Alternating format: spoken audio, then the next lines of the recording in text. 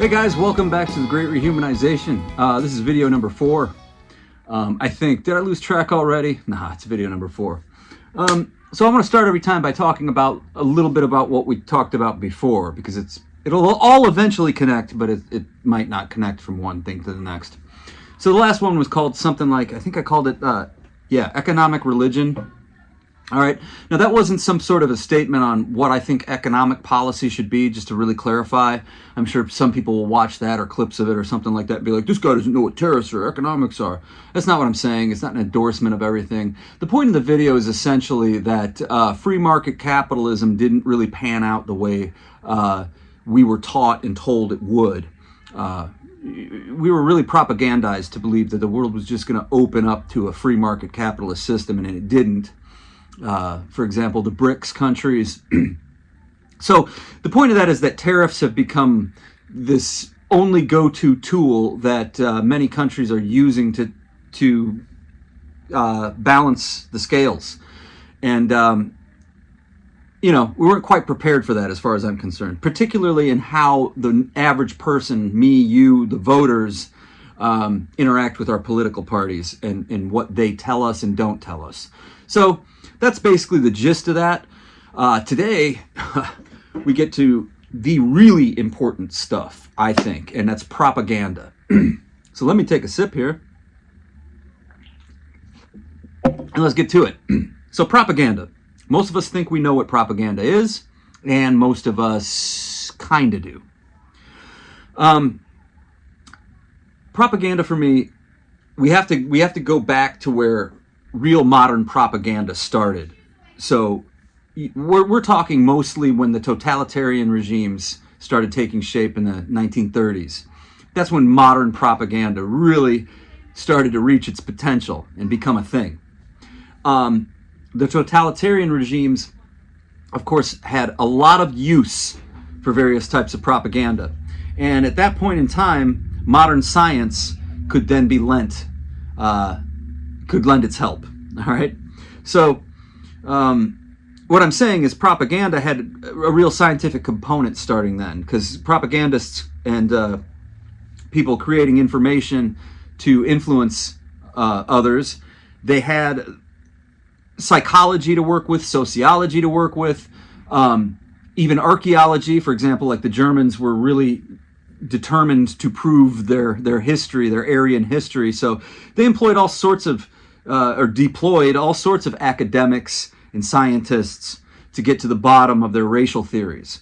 All right. So propaganda, we have this conception that really goes back to its infant days. And I'm talking pre-technology, pre-radio, and a time when guys would stand on the soapbox, or you would have people standing in the town square giving speeches and stuff. Sorry if you hear this rattling stuff. That's my soapbox, or my box that I keep my foot on. Anyway, so we have this conception of propaganda that it's like pamphlets and posters and flyers, and we have this really kind of outdated view in our head. And like the guy from Wizard of Oz, the wizard, behind the curtain. Pay no attention to the man behind the curtain. So we have this general concept that propaganda is just this gimmicky stuff made by somebody for some reason to brainwash us. That's key. To influence how we think and our opinion. And it's all really rather gimmicky. The other problem and that's a problem, because as I was just explaining, propaganda is no longer this collection of gimmicks and tricks and things like that. It's very serious stuff. We got to get used to the phrase total propaganda. Now, a lot of what I get comes from Jacques Ellul. And so we start with the study of propaganda following the years after World War II, and when philosophers and academics were really looking at what had happened, the totalitarian regimes. And there's a lot of information on that right away for the first time in history, right? You had film footage and archives of stuff right after Nazi Germany collapsed. There was access to, what were they doing in there? What were they planning? So that's important. But anyway, right after the World War II, people got to work studying propaganda as this new phenomenon. Now, a lot of people I was just talking about in the scientific orbit and the psychologists dismissed its efficacy, and how effective it was and all that stuff. But they weren't really looking at the whole picture, and as many of us still aren't. So we go back to a lot of what I'll be talking about is Jacques Ellul. Jacques Ellul was a French guy, and I'm not going to give you his bio right now, but he wrote a book called Propaganda, The Formation of Men's Attitudes. And I believe it was 1965 it came out. I could be wrong about that because I've read a lot of his books and I get the dates wrong probably. But Jacques Ellul's Propaganda, Huxley had a lot of things to say about propaganda. So guys like that, right after World War II and the years after, were really looking at propaganda. And that's where we start with our analysis. In fact, Jacques Ellul's Propaganda, The Formation of Men's Attitude, that's like my compass. And what we need to do now at this point in time, 2024, is kind of backtrack to what Ellul was saying, Jacques. I'll just call him Jacques. What Jacques was saying, and how that all has changed, what it looks like now. So we have a whole kind of history of modern propaganda to look at from World War II to 2024, where we're at right now. And man, has it gotten interesting, to say the least. So this is not a subject that I find boring, and it probably won't be one that you find boring at all either. It's intense. And we can get off on so many different off-ramps on this to talk about things that are actually happening or have happened recently. There's so many examples to talk about, so it's going to be a really interesting topic with a lot to look at. So let's start with the basics of it. So I already did. There's a lot of scientific muscle behind propaganda now, and now it's super technological too, because we have social media, we have algorithms. That's all a part of it. But we got to start right at the beginning. And we begin with this idea that we all have. And you may have heard this before, but put it like this. Things we don't believe, information we don't believe, we call it propaganda, right? Oh, that's just propaganda. Information we accept, information that suits our bias, information that we agree with, we call that education. So that's the basic starting point for our problems with propaganda. Because that right there's a lot of things to talk about. The first thing is this idea that propaganda is all lies, that somebody's trying to brainwash us. So I don't believe those lies. That's just propaganda, right? Propaganda is not all lies. Oh, in fact, let me get my notepad, because there are specific quotes and things in here I want to read. Especially because I want to start with, like I said, the Jacques Ellul book, Propaganda. That's going to be our compass. So you want to look up an interesting guy, look up Conrad Kellen. He did the translation of this book, and Conrad Kellen worked for the Rand Corporation. So look up what the Rand Corporation is, and you can pretty much trust me that this guy knows some stuff about propaganda. But Conrad Kellen wrote the introduction to this too, as well as translated it. So a couple of the things that he says right away in the introduction I was just talking about. It's not merely something that's made by certain people for certain purposes. Okay, so it's not like a simple thing. What Kellen summarizes Jacques Ellul. Propaganda, it exists and it thrives. It's a whole total phenomenon. It's the totality of all of these forces bearing down on us to literally change our attitudes and to instill what Jacques Ellul, he puts it like this, a active and mythological belief. So one of the problems right away is that we would think propaganda is a bunch of lies made to brainwash us. Any propaganda that is only made to change your opinion is dead on arrival. Okay, so changing opinions and all that brainwashing, that's a part of it, but propaganda really seeks to activate us, an active mythical belief. So there's a mythical belief to it. We really believe in something. It's almost, like well, anyway, I may digress a lot because there's so much here, so I'll get better at this. But an active and mythical belief, active, the key word. Propaganda, what it really needs and wants to do is to get us to do things, to act. It's about action, okay? Or conversely, stifling action, kind of the same thing, or inducing inaction. But it's all about inaction and what we do or don't do. you'll notice, and you can just think about it for a little bit, we as human beings have a tendency to do a lot of the things that we think we're opposed to. Our opinions and our actions don't even line up. So propaganda's main goal, and especially to like do the conditioned reflex, to condition us to act on something at any given time or under certain circumstances. So propaganda is all about action. Oh, dropping my legal pad here. Propaganda is all about action. Okay, so back to the truth and the lies part. So Conrad Kellen, he says, propaganda operates instead of lies, it operates with many different kinds of truth: half-truth, limited truth, truth out of context. So one of the things that's going around a lot now, especially on social media, is really important too regarding propaganda. So we're starting to see more and more real ideas out there about this, just in the commonplace dialogue, discussions. But one of them is this thing that we're seeing more and more. It's not about the lies or getting you to believe the lies. It's just about the lies. It's a demoralization. It's to get us to not trust any information. There's a lot of truth to that, and we'll get really far into it. All right. So I'm telling you, I'm excited. There's a lot to talk about, and it's so important. It's so important. I wish I could read my own writing most of the time. Changing opinions is only one part of it, okay? And it's a very limited one, and it's a subordinate aim to causing us to act.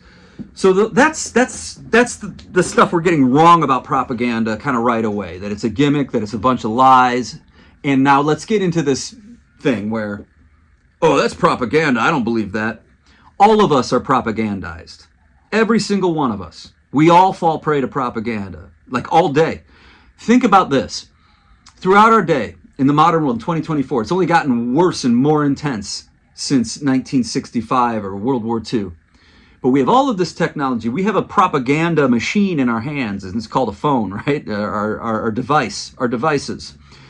It's a non-stop, 24/7 attempt to influence us. Everything is trying to influence us. It's coming at us in all directions. You can walk out the door and it starts immediately. It starts right when you wake up and pick up your phone.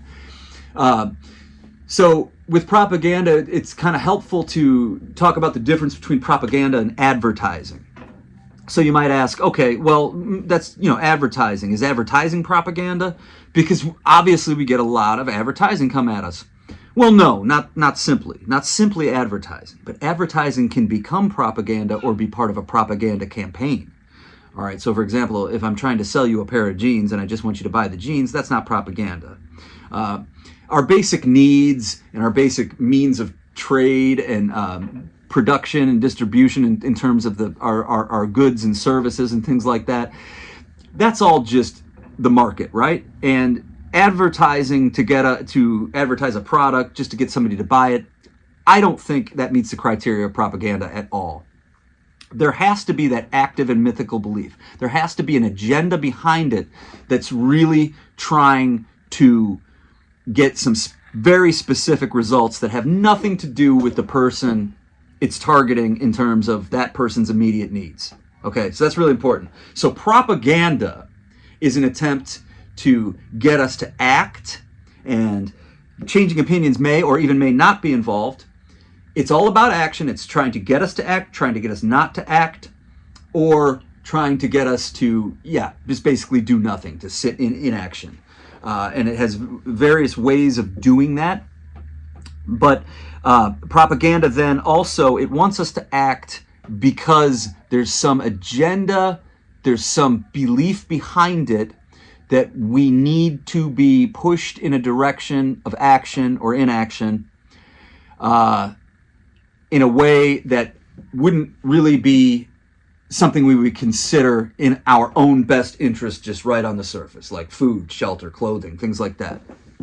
So advertising, no, it's not it's not even basic propaganda, but it can be used for it. So say I'm trying to sell a pair of jeans, and pair of jeans has a logo on it, and that logo signifies or signals something, and the brand is about some sort of cause, and buying this brand goes, then we get into propaganda, you see.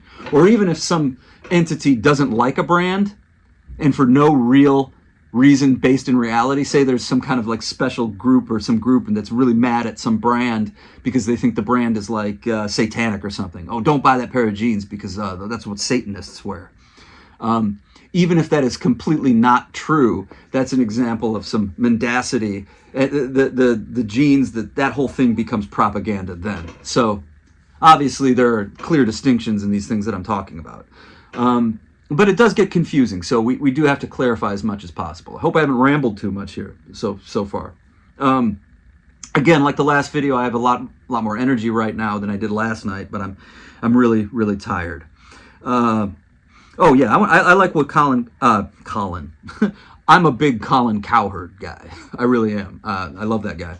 But anyway, so Conrad Kellen. I wonder if Conrad Kellen and Colin Cowherd. Try to say Colin Cowherd and Conrad Kellen as many times as you can in a row really fast. Let me try it. Conrad Kellen, Conrad Cowherd, Conrad Cowherd, Conrad Kellen, Colin Howard, Conrad Kellen, Colin Cowherd. Even just try Colin Cowherd, Colin Cowherd. That was fun. Anyway. So wait, I like these words from Conrad Kellen. He says, more importantly, propaganda aims to intensify existing trends.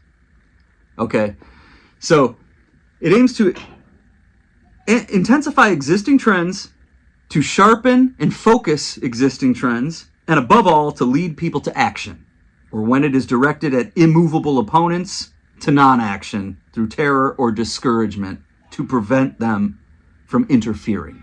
Okay, good words there. Some real important stuff to land on here. So propaganda, most propaganda is about intensifying existing trends.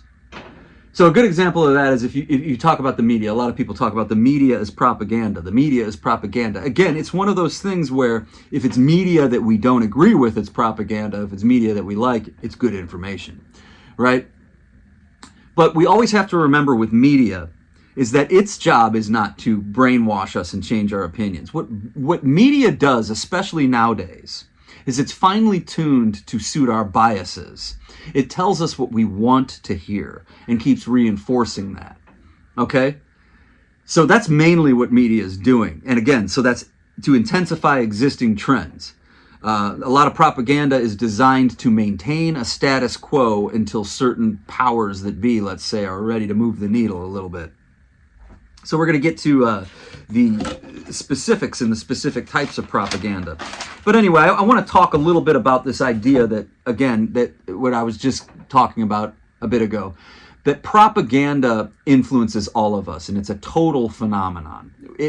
Things are coming at us all day, all long, every second of the day, from everywhere, all right?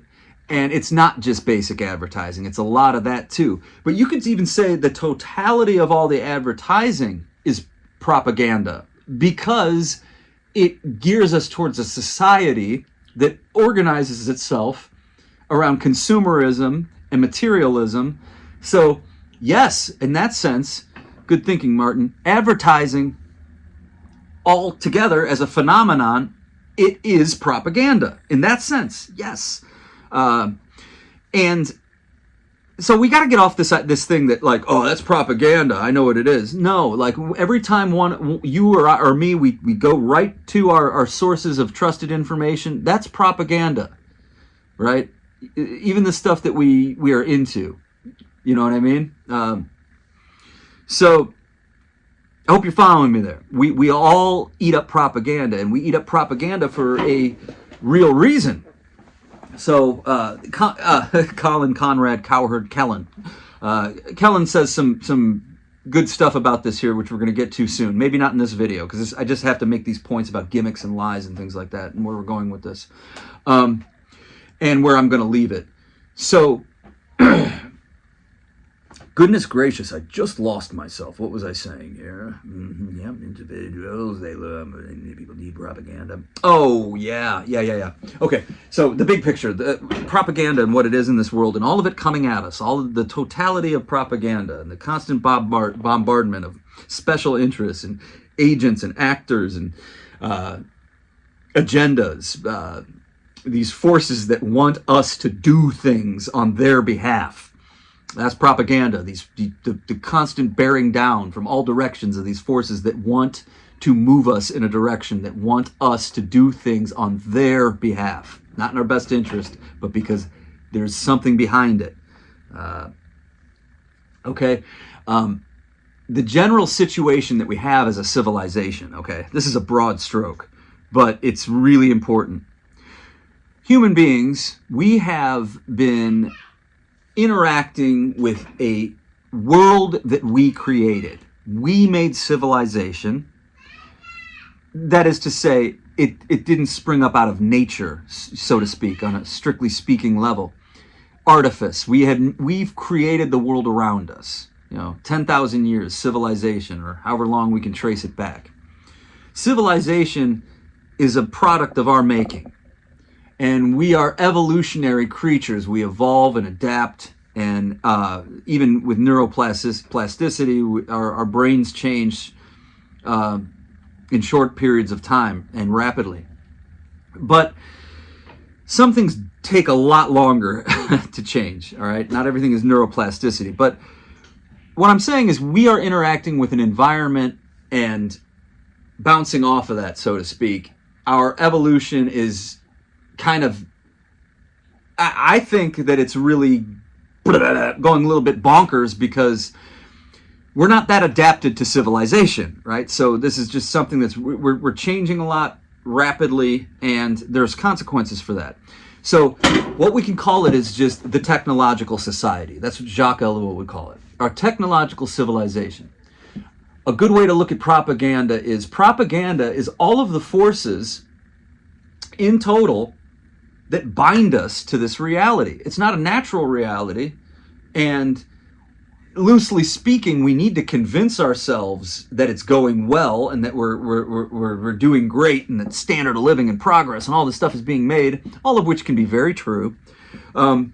Nonetheless, our technological reality is something that we have to roll with as we go because it's something we're making, and we're interfacing and working side by side with, increasingly more intertwined with our technology.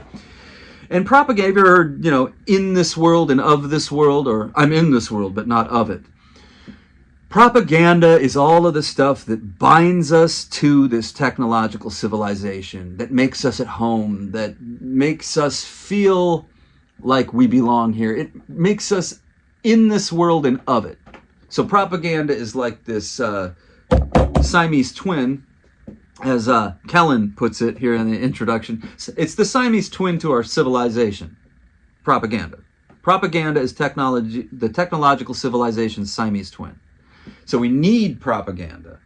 It's not just something that we're creating or that we have to resist. We need it to feel a part of this unnatural civilization we've made. Now, man, I probably butchered all that.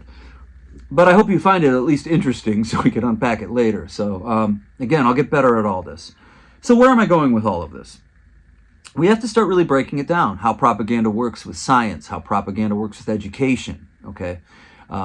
There is another false belief, which we're going to touch on next time, that if you're really smart and intellectual, you're not going to fall for propaganda. That's not true at all, okay? What we're going to do is we're going to talk about the two main types of propaganda. There's two main types of propaganda that we can just break into simple categories right off the bat. And that's propaganda of agitation propaganda. This goes back to Jacques Ellul. And integration propaganda. At the time of World War II and later, and before our social media made everybody geniuses, intellectuals were few and far between, so to speak. And educated people, to propagandize educated people, integration techniques were more suited.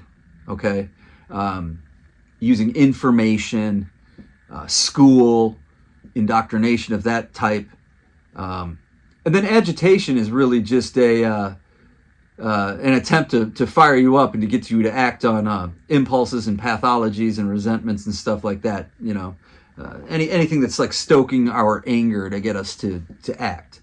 So agitation propaganda used to be the real go-to for undereducated or uneducated people. They weren't getting a lot of information, so you had to play off so the demagoguery. We're going to play off of your prejudices and your already embedded angers, biases of that type. Education propaganda, integration propaganda is a little bit more elaborate and more difficult to track. But that's what we're going to get into next time, is exactly how we're propagandized at the start of things, how we're pushed and manipulated through agitation and integration. All right. So that idea that propaganda is either so that the information, I'm just blabbering all of a sudden right now. So it's time to go. But thanks for hanging with me. We're going to talk a lot about propaganda going forward, and number 5 coming soon. It's Friday, so I think I'm going to ease off on some videos tomorrow, and might get back to it a little bit on Sunday and Monday for sure. So I'm going to try to get a big chunk of things done then.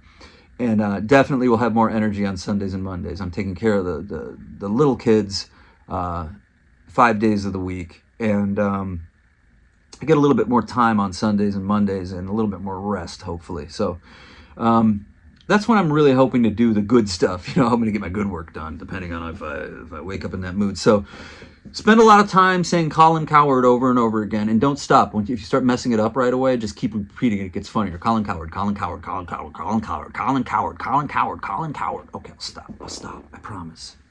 Conrad Kellen, look him up. Jacques Ellul, look him up. And propaganda, the formation of men's attitudes. There's going to be a lot to talk about. So love your neighbor. Be wise as serpents and harmless as doves. Be the light.